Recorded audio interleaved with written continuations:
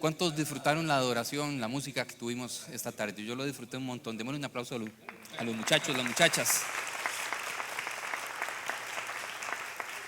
Como Cata decía hace un ratito, ahorita vamos a estar pasando las canastas.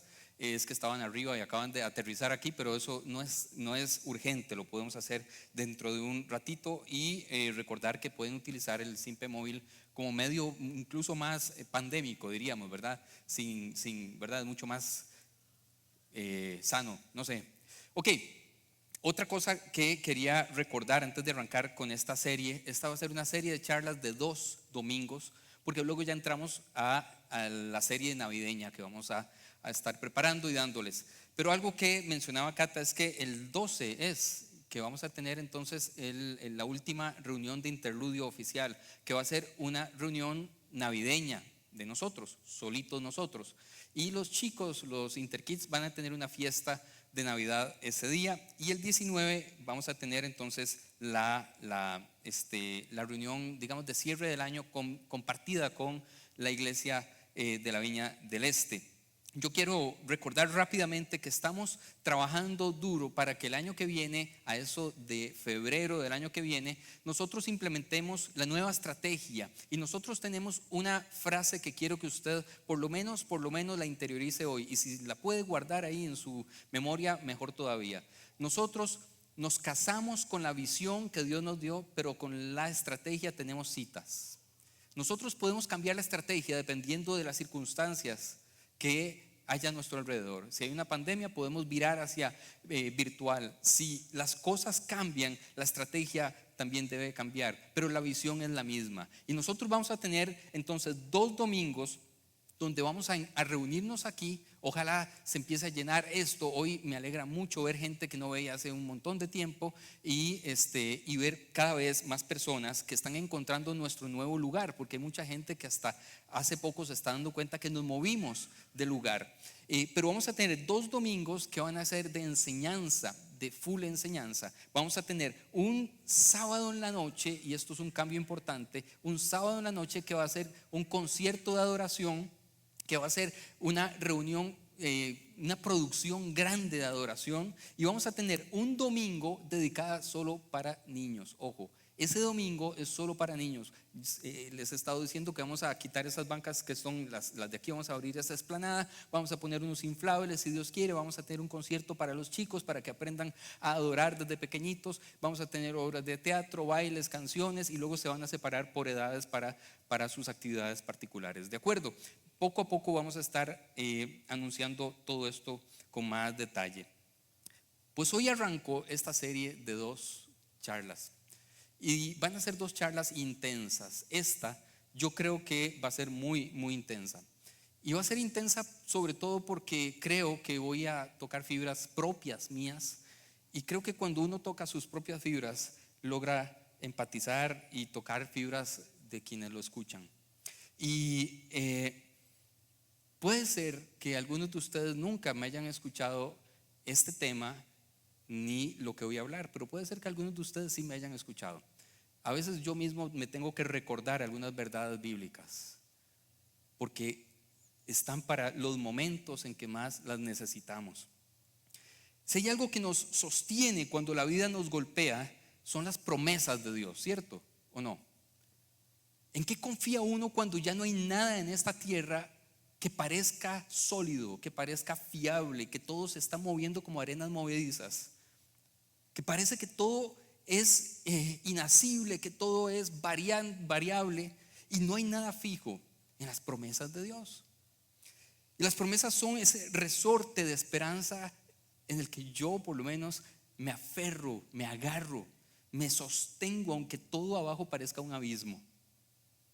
Y así he sobrevivido a grandes momentos duros de cuando la vida me ha golpeado, primero en solitario y luego ya en familia. Cuando cuando la vida nos ha golpeado. La Biblia también me ha golpeado de vez en cuando, a mí, no sé a usted. Sobre todo aquellas Biblias viejas que son bien pesadas, una religión bien pesada. Yo guardo promesas de las que me agarro fuerte. Esta es una de esas promesas. Dice Isaías 45, 2 y 3: yo iré delante de ti, dice Dios. Yo iré delante de ti y allanaré. Yo siempre subrayo en amarillo las palabras que me llegan al corazón, que son demasiado importantes para mí. Yo iré delante de ti y allanaré las montañas, romperé las puertas de bronce y haré pedazos los cerrojos de hierro. Me encanta la fuerza con la que Dios me está diciendo que Él va delante de mí abriendo camino. Es que yo me lo imagino ahí agarrando a patadas todos los obstáculos que se me van presentando en la vida, porque Él va delante de mí, allanando el camino y rompiendo esas puertas que se cierran delante de mí y los hace pedazos, esos cerrojos de hierro. Yo te daré los tesoros de la oscuridad, es decir, cuando no veas nada, yo tengo tesoros para ti. Las riquezas de los lugares secretos, para que sepas que yo soy el Señor Dios de Israel, que te llama por tu nombre. Esta es mi promesa favorita. Yo no sé si a usted le gusta, pero me encanta ver a Dios como un león fuerte delante de mí cuando me siento débil, cuando me siento sin aliento, cuando me siento que no tengo ya para dónde agarrar. Él va abriendo camino. Él va abriendo camino. Hoy quiero hablar entonces de el patrón de la promesa. Y para los que me conocen o me han leído alguno de mis libros, sobre todo uno que se llama, que Javi me ha dicho que tuve que haberle puesto otro nombre, pero se llama Mysterium Salutis, es una novela. A mí me gustan los patrones, encontrar patrones en la Biblia, encontrar códigos, encontrar cosas que se repiten constantemente en la Biblia. Ahí en uno de los libros hablo de varios patrones y hoy voy a hablar del patrón de la promesa, porque esto es algo que se repite constantemente en la Biblia y nos enseña algo. La ventaja de encontrar patrones es que encontramos ideas que van desde Génesis a Apocalipsis repitiéndose constantemente en la Biblia. Entonces se generan grandes verdades para nosotros. El patrón de la promesa. La charla se llama Muerte y Resurrección de una promesa o de la promesa. Y hay un patrón que es algo que se repite sospechosamente. Cuando yo empiezo a ver que hay algo que se repite y se repite sospechosamente, entonces me brincan las alarmas y empiezo a estudiarlo hasta Apocalipsis, a ver si es que estoy inventándolo o si realmente hay un patrón allí. Y aquí en la promesa o en el tema de las promesas hay un patrón de 6 pasos. Y si usted es de los que anotan, anote. Si es de los que memoriza, memorice. Y si no, véalo después en el video que se está grabando. Estos son los 6 pasos del patrón. El primero es la proclamación de la promesa. La proclamación es cuando Dios, a través de cualquier medio, ya sea Biblia, ya sea de una experiencia, ya sea de una intuición, Dios hace que nosotros tengamos la certeza de que Él nos está prometiendo algo. Y qué maravilla es ese día, ¿cierto o no? Cuando usted y yo casi que podemos escuchar la voz de Dios diciendo: yo te prometo que de esta te voy a sacar. Yo te prometo que cumplo las oraciones que estás elevando. Yo prometo. Y uno ahí se siente, es cuando uno le dice: Dios, envíame a mí a Tangamandapio, donde sea, yo voy a serte fiel, Señor. ¿Sí o no? Uno se emociona cuando tiene la certeza, la proclamación de la promesa. La segunda parte, porque las promesas no nacen cuando son proclamadas. Cuando Dios nos da una promesa, no se cumple en el día de la proclamación. Hay un tiempo de espera. Y ese tiempo de espera es duro. Es duro. Le hemos llamado el desierto de la promesa. Hay desiertos cortos y hay desiertos de 40 años. Y son desiertos duros. Y ahí nuestra fe y nuestra solidez se ve a prueba.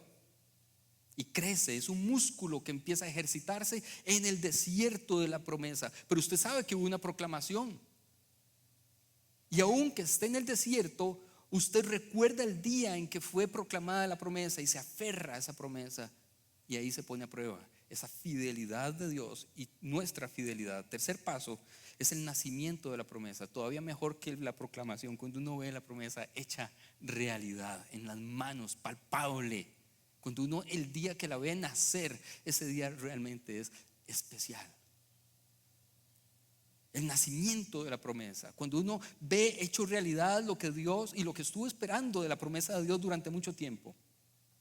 El nacimiento de la promesa. Pero seguido del nacimiento de la promesa existe un desarrollo de la promesa. Y cuando hay un desarrollo de la promesa, uno aprende a convivir con el milagro que Dios hizo en nuestra vida, ¿cierto o no? Y ya no es tan milagroso. El milagro, cuando ya uno empieza a verlo en retrospectiva, uno se acostumbra a que Dios le había dado eso. Uno oró toda la vida por una casa, ya tiene la casa, y luego va a una casa de un amigo nuevo, de un amigo nuevo, no, una casa nueva de un amigo, y uno dice, pucha, Dios, me hubieras dado una mejor choza. Tengo que arreglar esto, tengo que arreglar lo otro. Uno ora por un carrito, le da el carro, y el día que le dan el carro, el día que lo recogen, aunque sea de quinta mano el carro, uno quiere que no, llevarlo así, ¿verdad? Alzado, para que no se meta en ningún hueco. 6 meses después, un año, uno ya dice, Dios, necesito cambiar de carro. Todo. Por dicha no pasa con la esposa y con el esposo, ¿verdad? Espero. Pero a veces la parte afectiva también se acostumbra. Uno oró y oró y oró por tener una pareja, y cuando tiene esa pareja, ya Dios me la dio. El desarrollo de la promesa, muchas veces la muerte de la promesa o la agonía de la promesa. Empezamos a perder lo que Dios nos había dado, y esto sí que es triste. No sé qué es peor, el desierto o la muerte, porque ya uno probó, porque ya uno supo lo que era tener en sus manos lo que había orado de la promesa, ya se acostumbró a tenerlo, y luego siente que se le empieza a ir de las manos. Y aquí hay algo duro. Y por último existe la resurrección de la promesa. 3 ejemplos para que ustedes vean que esto sí es un patrón, y luego vamos a estudiar uno en especial. El primer ejemplo es Abraham. Abraham oró por un hijo, ¿cierto? Y no venía el hijo, y no venía el hijo, y no venía el hijo, hasta que lo intentó asiduamente, ¿verdad? El hombre lo intentó mucho, tanto que dijo, no, voy a intentarlo con la criada, con Agar. Su esposa era Sara y tenía una criada que se llamaba Agar. Dijo, ¿será que mi hijo de la promesa vendrá por medio de otro canal? Y Dios le dice, yo le daré descendencia, tanta descendencia como arena hay en el mar o como estrellas hay en el cielo, parafraseando textos bíblicos, ¿cierto o no? Y sigue intentándolo, y sigue intentándolo, y se hizo viejo. De hecho, Sara dijo, jamás, ¿cómo es posible que yo ya no puedo tener hijos? Estoy demasiado anciana. Y sin embargo, nace el hijo de la promesa, se desarrolla el hijo de la promesa, y un día Dios le dice, sacrifícame al hijo de la promesa. ¿Ven el patrón? Y va Abraham y levanta el cuchillo y le manda a Dios unos ángeles y le dice, era broma, tranquilo. Resurrección de la promesa. Segundo ejemplo, la tierra prometida. Todo el Antiguo Testamento está Dios diciendo, yo les tengo una tierra prometida. Sí, excelente. ¿Y dónde? Está prometida. Proclamación de la promesa. Salen de Egipto y empiezan a caminar literalmente por un desierto ¿de cuántos años? De 40 años. Un desierto larguísimo en el cual incluso Moisés dejó de creer, por eso no entró a la tierra prometida. Dudó. Ese desierto de la prueba es duro. Pero luego toman la tierra prometida con Josué. Se desarrolla la tierra prometida, se quedan en ella un buen tiempo, y luego está el exilio. El exilio de los judíos, los llevan afuera, a Babilonia y a otras partes, y luego la resurrección de esa promesa. El Mesías es el tercer ejemplo. Jesús se empieza a prometer desde el Antiguo Testamento, va a venir un Salvador, va a venir un Salvador, va a venir un Salvador, pero ¿cuándo va a venir? La promesa está muy bonita, pero ocupamos ver el Salvador. Llega Jesús, nace Jesús, se desarrolla Jesús, 33 años, muere Jesús, muerte de la promesa, y 3 días después resucita la promesa de salvación. Es un patrón. ¿Me estoy explicando? Sí, hay un patrón, los estoy convenciendo de que es un patrón. Vamos a estudiar uno en particular que está en Segunda de Reyes, capítulo 8, versículos 8 al 37. Hoy yo quiero que ustedes tengan mucha paciencia, porque voy a cambiar la forma de dar charlas en interludio, que son un poco más pensadas para ser muy, muy rápidas y muy prácticas, aunque yo no soy rápido, pero muy prácticas, y vamos a leer mucho texto bíblico. Dice: aconteció que cierto día pasaba Eliseo por Sunem, y había allí una mujer importante quien lo invitó insistentemente a comer. Y sucedía que cada vez que él pasaba, entraba allá a comer. Entonces ella dijo a su marido, le dijo lo siguiente: he aquí, yo sé que este hombre que siempre pasa por nuestra casa es un santo hombre de Dios. Hagamos un pequeño cuarto en la azotea y pongamos allí una cama, una mesa, una silla y una lámpara para él, a fin de que cuando venga a nosotros pueda quedarse allí. Le hicieron un cuarto para que cada vez que Eliseo pasara por ahí, él se quedara a dormir ahí, descansara, y ella lo pudiera atender, porque ella reconocía que era un hombre santo de Dios. Aconteció que cierto día él llegó por allí y subió al cuarto y se acostó allí. Entonces dijo a Giesi, aquí esta versión dice Gehazi, yo me lo aprendí en otra versión y es Giesi, así que no importa. Su criado: llama a esta sunamita. Y me encanta que la protagonista sea una mujer. Llama a esta sunamita. Cuando la llamó, ella se presentó delante de él, y Eliseo dijo a Giesi, que Giesi era bien chismoso, ya lo van a conocer: dile, he aquí, tú te has preocupado de nosotros con todo este esmero o cuidado. ¿Qué se puede hacer por ti? ¿Necesitas que hable por ti al rey o al jefe del ejército? ¿Qué necesita usted? Yo tengo patas por todo lado. No es cochinilla, no es ninguno de esos, ¿verdad? Pero él tenía influencia. Ocupa que yo hable con alguien. Y vea la respuesta de ella. Recuerden que decía el texto que era una mujer importante, pero ella respondió: yo habito en medio de mi pueblo, no necesito nada, estoy bien. Qué rico poder responder eso, ¿verdad? Que llegue alguien con influencia y que le pregunte: ¿qué ocupa? ¿Qué le puedo dar? Y uno: tranquilo, estoy bien, yo habito en medio de mi pueblo, yo habito en medio de mi pueblo. Eliseo preguntó: ¿qué pues haremos por ella? Y Giesi, que era bien chismoso y bien vina, respondió: a la verdad, ella no tiene hijos, ya se había dado cuenta. Y esta otra cosa, no la puse en amarillo para no ofender a nadie, pero y su marido es viejo, es decir, ya ahí ya la cosa no va a caminar. Está difícil, solo un milagro. Ella no tiene hijos y su marido, creo, no me consta, pero creo que ya no. Solo un milagro. Y aquí viene entonces la primera parte. Él la llamó y ella se detuvo a la puerta. Entonces él dijo: el año que viene, por este tiempo, tú abrazarás un hijo. Y ella dijo: no, Señor mío, hombre de Dios, no engañes a tu sierva. Ojo, en otra versión dice: no hagas burla de tu sierva. Aquí tenemos la primera parte, que es la proclamación de la promesa, pero extrañamente viene también inmediatamente cuánto va a ser el desierto que va a durar. Dice: un año.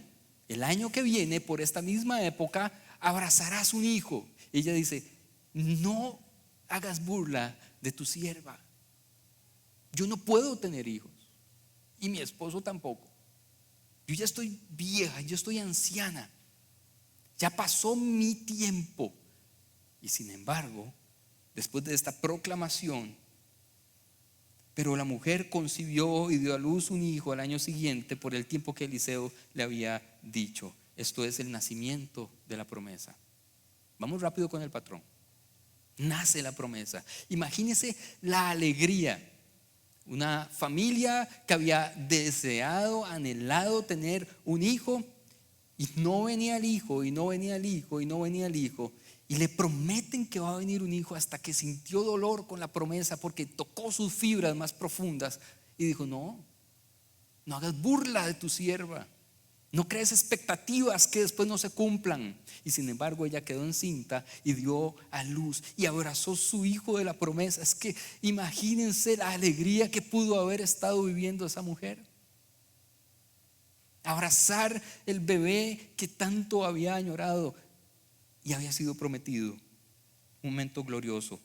Cuando el niño creció, eso es desarrollo de la promesa, creció. Sucedió cierto día que fue a donde estaba su padre y los segadores en el campo, y dijo a su padre: ay, mi cabeza, mi cabeza. Y el padre le dijo a su criado: llévalo a su madre. Por ahí, de cuando tenía unos 11 o 12 años de niño, lo llevaban ya a segar con todos los segadores, con todos los trabajadores del campo, y probablemente tuvo una insolación terrible. Y en aquel entonces no había pastillita para quitarse el dolor de cabeza. Me duele la cabeza, y el padre lo envía a su madre, y vean lo que sucede. Ese es el desarrollo de la promesa. El niño crece. Lo tomó y lo llevó a su madre. El niño estuvo recostado sobre las rodillas de ella hasta el mediodía y luego murió. Ahora yo quiero que usted imagine a esa mujer. Tiene un hijo de la promesa. Ese hijo se desarrolla 12 años, 11 años, y un día de tanto lo tiene en sus regazos hasta la muerte. Hasta la muerte. Qué dolor. Para los que hemos experimentado la paternidad, la maternidad, y hemos tenido en nuestros regazos a un hijo que está enfermo, y la imposibilidad de ayudarlo, la impotencia de hacer algo, o peor aún, verlo agonizar, es algo que no tiene palabras. No tiene palabras. La muerte de la promesa. ¿Y qué hacemos cuando se nos muere la promesa? Cuando la vida nos golpea, cuando todo parecía estar bien planeado, cuando todo parecía estar controlado. Hay un CD o un DVD de un músico nacional que se llama Bernardo Quesada, que se llama Cuando todo está bien. Cuando todo está bien y de repente algo se descuadra totalmente y la vida nos cachetea completamente y perdemos lo que tanto amamos. ¿Qué hacemos? ¿Qué pasa cuando sucede eso?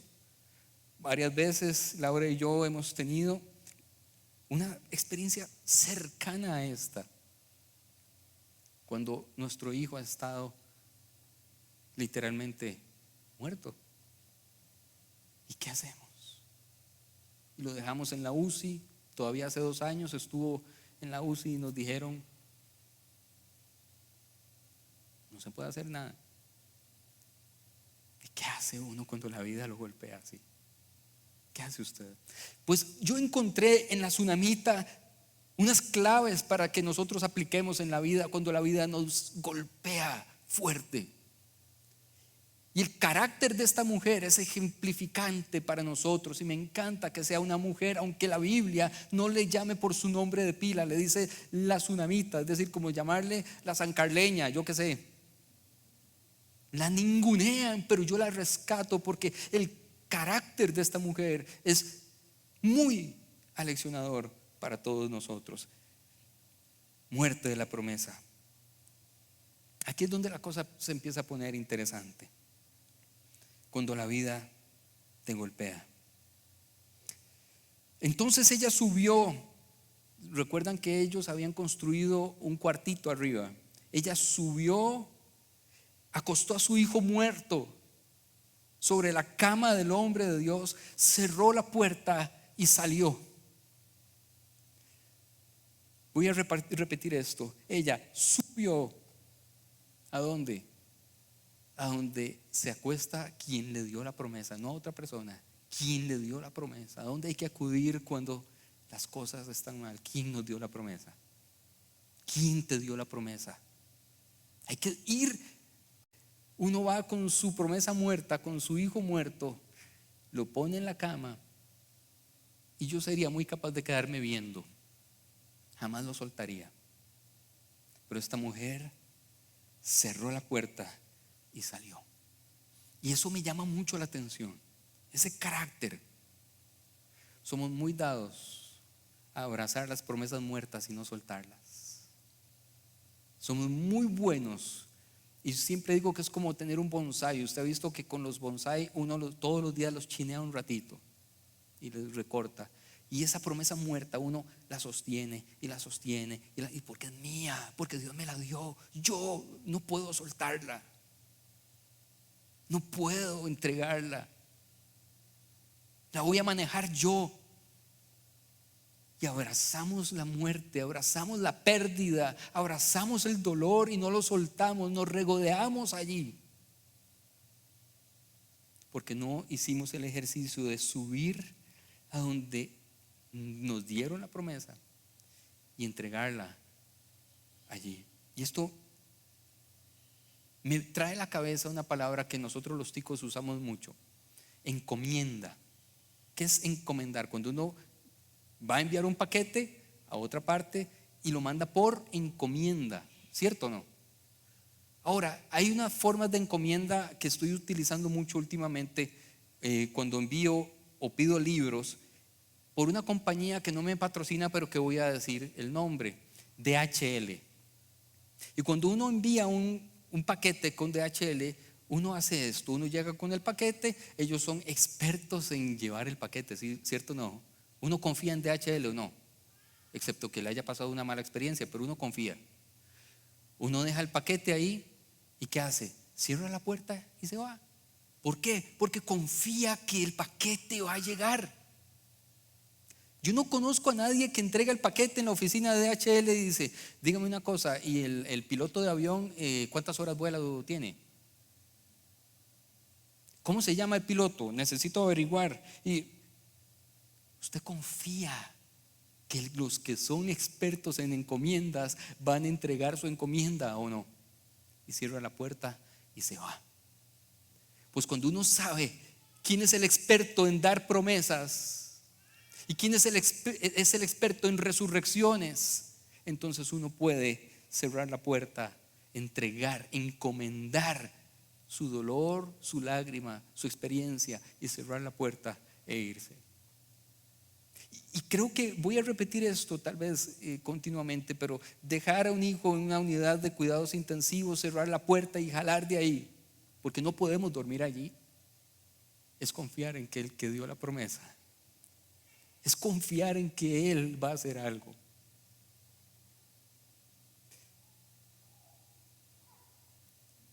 Salmos 37:5: encomienda al Señor tu camino, confía en Él y Él actuará.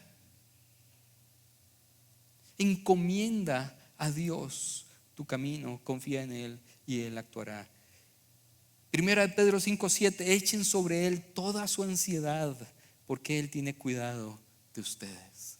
Echar sobre Él, ir a la cama, ahí en el cuarto, en la habitación, donde sea que usted se lo imagine, y decirle: esto es suyo, mae, no es mío, no puedo con esto, no puedo con esto, yo no lo puedo manejar, es demasiado grande para mí, no soy nadie para manejar esto, se lo devuelvo, mae, es suyo, voy a ver qué hace.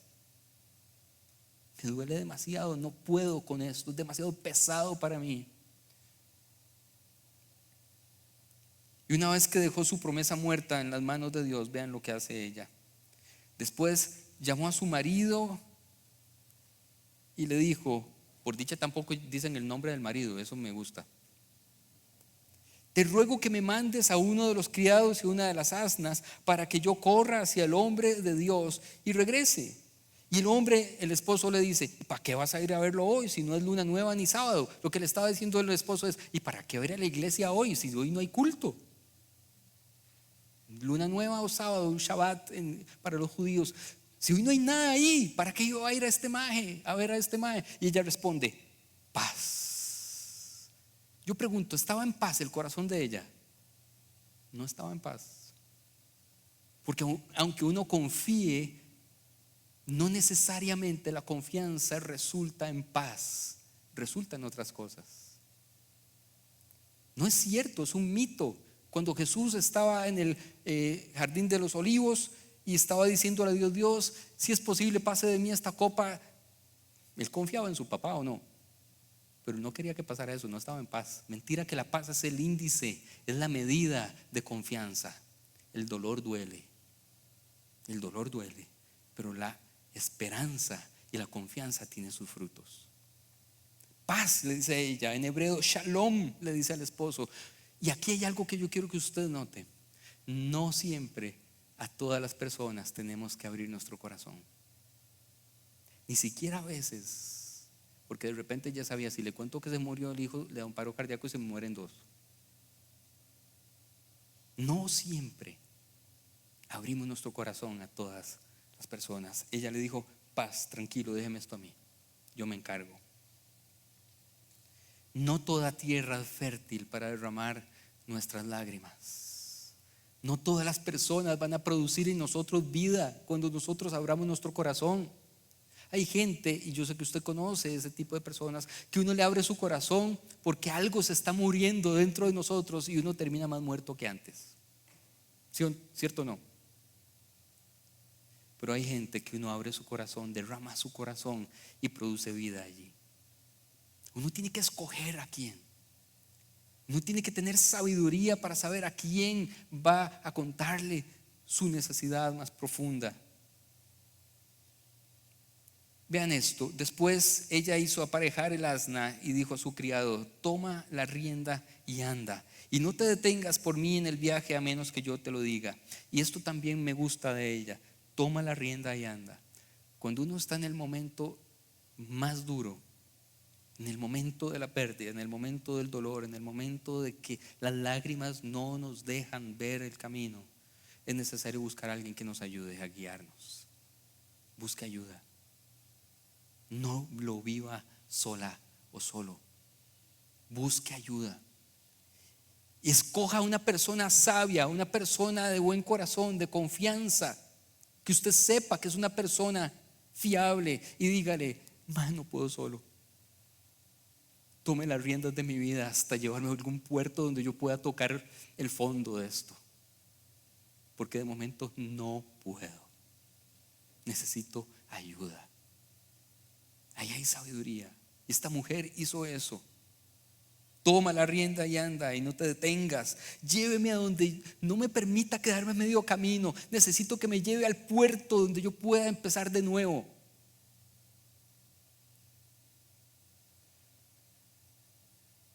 Dejarnos guiar. Y sigue. Y sucedió que cuando el hombre de Dios la vio de lejos, Eliseo dijo a su criado Giesi: y allí la tsunamita. Ahora, por favor, corre a su encuentro y pregúntale: ¿te va bien? ¿Le va bien a tu marido? ¿Le va bien a tu hijo? Y ella le responde al criado: con usted tampoco quiero hablar. Me va bien. Con usted no es la cosa. No es con mi esposo, no es con usted. Yo voy a ir a la persona que me dio la promesa. Y ahí sí. Y ahí sí. Y vean lo que sucede. Cuando ella llegó al monte donde estaba él, el hombre de Dios, se asió entonces ella a sus pies. Ahora sí. Con el esposo le dice: shalom, madre, tranquilo, paz. Con el criado Giesi, ella le dice: bien, tov en hebreo, todo en orden. Y cuando se encuentra con Eliseo, que fue el que le dio la promesa, ella se deshizo, se quebrantó, se tiró al piso, la agarró de los pies y empezó ahora sí a derramar todo su dolor, toda su amargura. Y Giesi le va a quitar de allí, y Eliseo le dice: déjala, porque su alma está en amargura. El Señor me ha encubierto el motivo y no me lo ha revelado. Y ella dijo, y aquí vienen unas palabras que me llegan al corazón. Ella dice: ¿acaso pedí yo un hijo a mi Señor?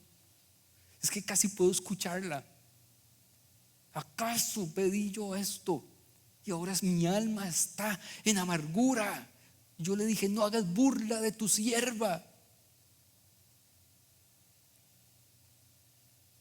Le está reclamando. Sí, algo que yo he aprendido con Dios es que usted y yo podemos hasta madrear a Dios y ese mae no se va a enojar. Nunca se me ha enojado. Nunca me ha dicho: irrespetuoso, así no se le habla al Rey de Reyes. Sino que Dios me permite a mí derramar toda mi amargura con las palabras que a mí me dé la gana, con la forma que yo pueda expresarlo, y me permite derramarme. Y cuando termino de sacarlo todo, entonces me levanta y me abraza, porque ese es Dios. Porque ese es Dios. Quiero tomar unos minutos antes de que leamos la resolución de este texto, para que me conozcan un poco más y además para aplicar esto a la vida. Yo crecí en una familia de pastores, nieto de pastores, sobrino de pastores, mi papá pastor, y de misioneros, se los decía hoy hace 8. Nos fuimos a España cuando yo cumplí 7 años. Antes de los 7 años, recuerdo que habíamos ido a Nicaragua un año, a Panamá otro año. Mi vida ha sido ver esto, ver cómo surgen las iglesias. Así crecí. Mi papá había comprado una carpa de circo en México. Era de circo, literalmente era de los hermanos. Después pasó a los hermanos Chacón, pero no me acuerdo el circo que era. Compraba en Parrita, recuerdo, íbamos de camino y compraba unas tablas de formaleta, hacían unas bancas, ponían unos que yo no sé cómo nunca se incendió esa carajada, unos cables pelados con unos 4 bombillos, un micrófono, y empezaba a predicar ahí hasta que había una iglesia. A los 7 años nos fuimos a Córdoba, España, a plantar iglesias. Un país que venía saliendo de una dictadura fascista, la dictadura de Francisco Franco. Cuando llegamos en 1985, algunos de ustedes no habían nacido o estaban había habido un intento de golpe de Estado unos años antes, en el 83. Y era una España militarizada todavía, en el sur de España, donde las personas habían vivido la dictadura tan dura que había habido, que todo lo que venía de afuera les parecía sospechoso.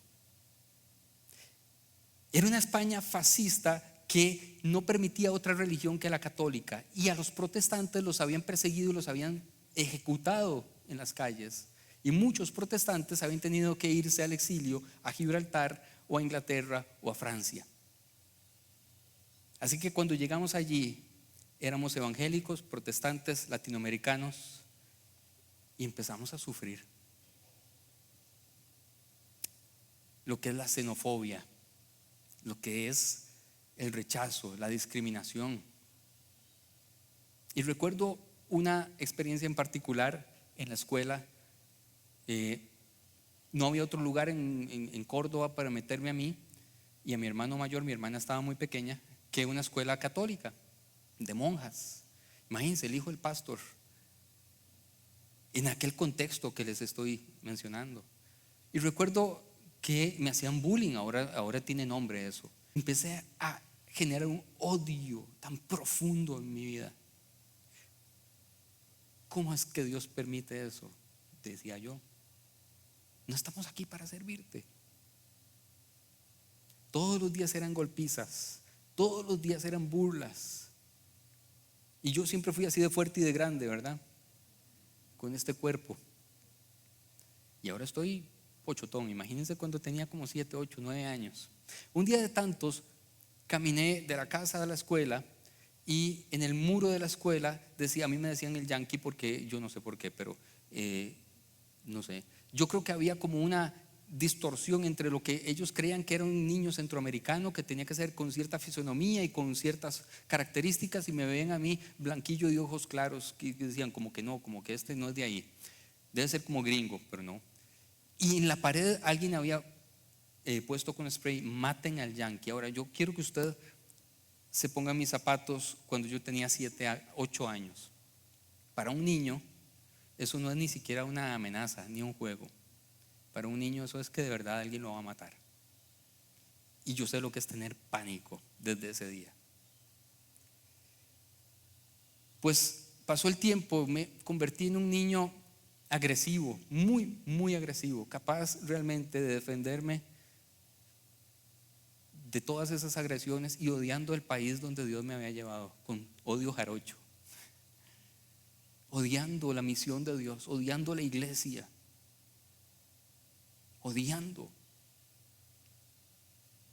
Nos pasamos a vivir a Sevilla, y el primer día de clases yo solo conocía, ahora estábamos en una ciudad mucho más grande, yo solo conocía el camino de la casa a la parada de buses, de la parada de buses a la escuela y al colegio en ese caso, y regresar. Y ese primer día de clases todo había salido bien. Yo odio los primeros días de cualquier cosa, los primeros días de cualquier cosa. Olvidé decirles que cuando fui por primera vez a esa escuela, se llamaba El Santuario en Córdoba, la maestra me dio la bienvenida. Habíamos llegado a medio curso y dice, bueno, quiero presentarles a José Pablo Chacón, que él viene, es un compañerito nuevo que viene de un país del tercer mundo. Y claro, yo decía, seguro ni saben que es un país del tercer mundo. Yo sí sé porque vengo de ahí, ¿verdad? Pero este, lo conozco. Tampoco es tan terrible el asunto, por lo menos en mi caso. Y me dice la segunda frase: por cierto, ¿te costó mucho el cambio del taparrabo al pantalón? Ahora, ese fue la mecha que ella encendió para el bullying que viví, que acabo de contarles. Usted sabe cómo somos los niños cuando somos pequeños, no tenemos piedad.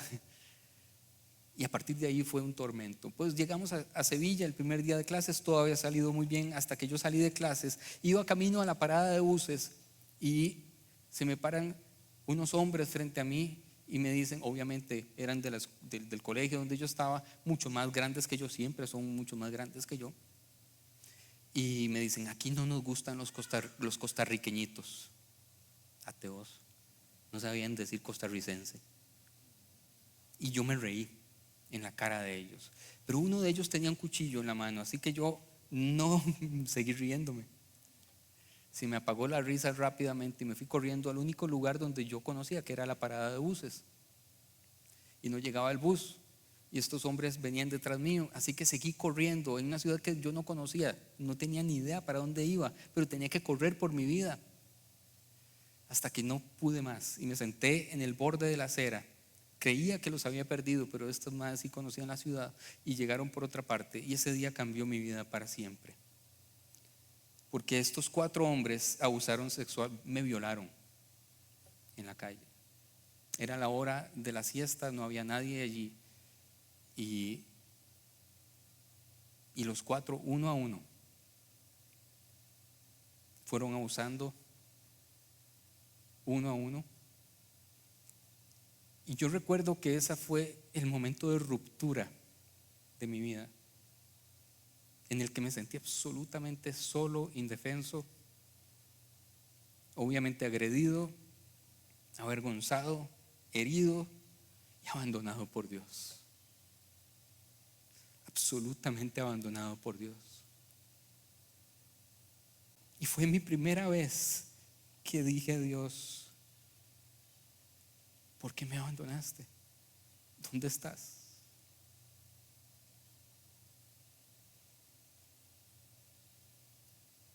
¿Dónde están las promesas?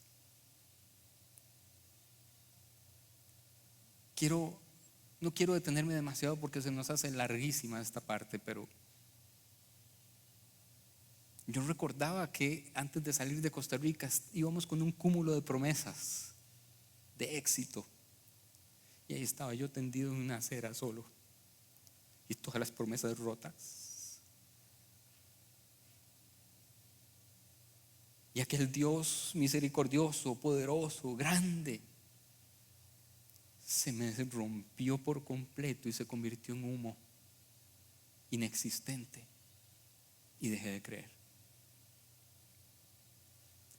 Y entonces recordé que había un Dios por ahí que me había abandonado, y entonces hice esto de la tsunamita, ya no podía más.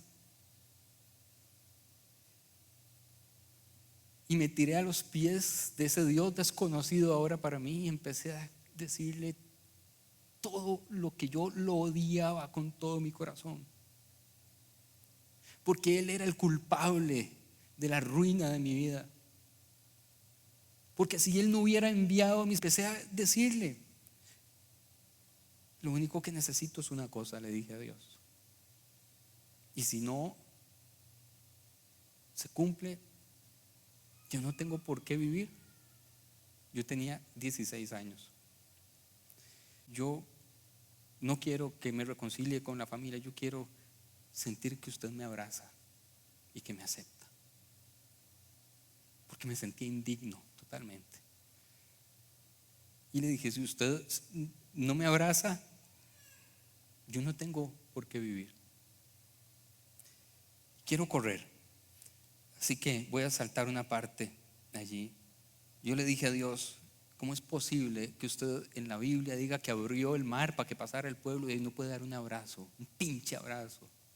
¿Cómo es posible que uno lee los relatos bíblicos de que las murallas de Jericó se caían y no puede dar amor? Y no pudo protegerme. ¿Qué clase de Dios es ese? Un Dios de este tamaño. te odio, le decía. Ese fue el punto en el que mis papás decidieron regresar a Costa Rica. Hasta que un día alguien me invitó a una reunión de jóvenes. Era una muchacha y me gustaba esa muchacha. Y yo dije, bueno, voy a la reunión de jóvenes. De todas formas yo me sé esa pantomima porque yo en ese momento no creía. Yo voy ahí y luego a la fiesta y la desconvierto. Tenía todo un plan en la mente.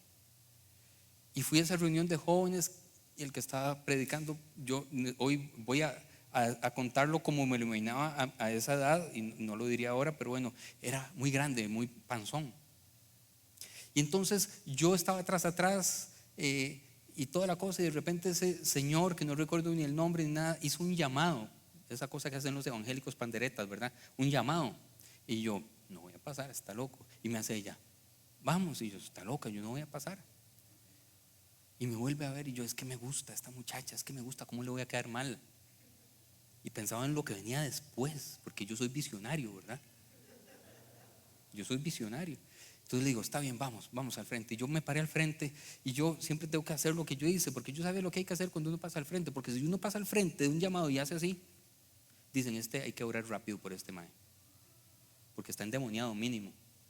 Pero si uno hace así, dicen, está pegado al techo.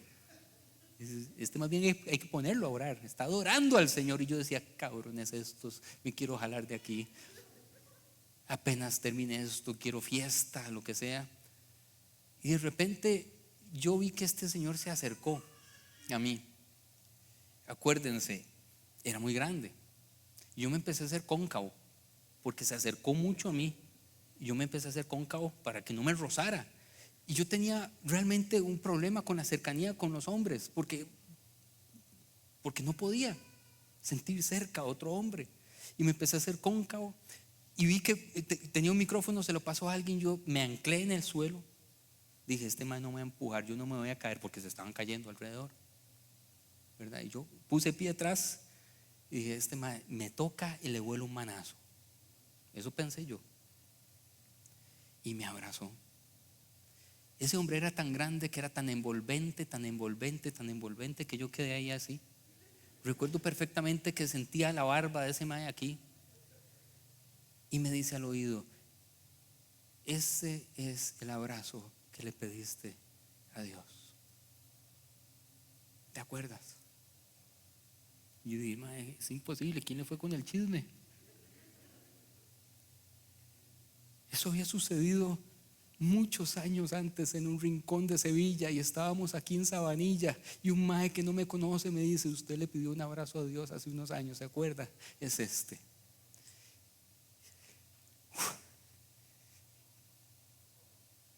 Y ahí de verdad Dios entró como, no sé, como una catarata en mi vida, y empecé de verdad a sentir que la promesa resucitaba en mí, y tomé decisiones para hacer algo con mi vida.